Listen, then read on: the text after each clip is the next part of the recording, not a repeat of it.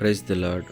ఈ దిన వాక్య భాగము మత్తయి రాసిన సువార్త 5వ అధ్యాయం 8వ వచనం. హృదయ శుద్ధి గలవారి ధన్యులు, వారు దేవుని చూచెదరు.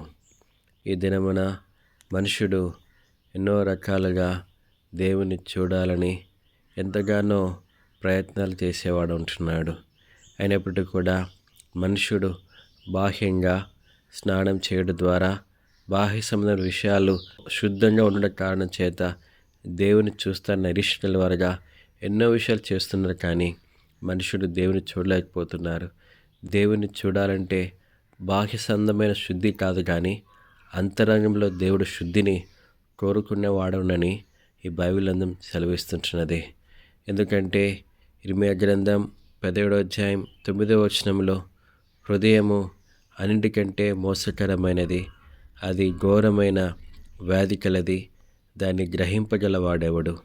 ఎందుకంటే మనిషిని హృదయము చెడిపోయిన దాన్ని బట్టి, పాపం అనే వ్యాధితో నిండి ఉన్నదాన్ని బట్టి మనుషుడు ఈ పరిశుద్ధమైన దేవుని తన అపవిత్రమైన నేత్రాలతో దేవుని చూడలేకపోతుంటున్నాడు. అందుకొరకై పరిశుద్ధమైన దేవుడే తన పరిశుద్ధ రక్తాన్ని నీ కొరకై నా కొరకై చిందించినవాడు ఉంటున్నాడు. యేసుక్రీస్తు రక్తం సకల పాపం నుండి మనల్ని కడిగి పవిత్రులుగా చేయను.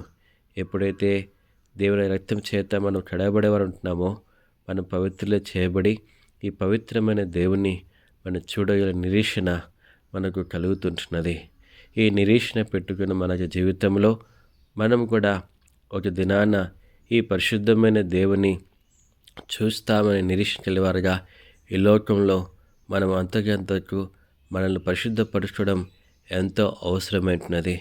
అదే విషయం మొదటి యోహాను రాసిన పత్రిక 3వ అధ్యాయము 2-3 వచనాల్లో ఏందో రాయబడుతున్నది. ప్రియులారా, ఇప్పుడు మనము దేవుని పిల్లలమై ఉన్నాము. మనం ఇక ఏమవుదుమో అది ఇంకా ప్రత్యక్షపడలేదు, కానీ ఆయన ప్రత్యక్షమైనప్పుడు ఆయన ఉన్నట్టుగానే ఆయన చూతుం గనుక ఆయన పోలి ఉందమని ఎరుగుదుము. ఆయన యందు ఈ నిరీక్షణ పెట్టుకున్న ప్రతి వాడును ఆయన పవిత్రుడై ఉన్నట్టుగా తను పవిత్రగా చేసుకును. ఈ లోకంలో మనము కూడా మన హృదయాన్ని పవిత్రంగా కాపాడుకుంటూ ఆ దినం కొరకై నిరీక్షణతో జీవించినట్లుగా ప్రభు మనకు సహాయం చేయను గాక. ఆమెన్.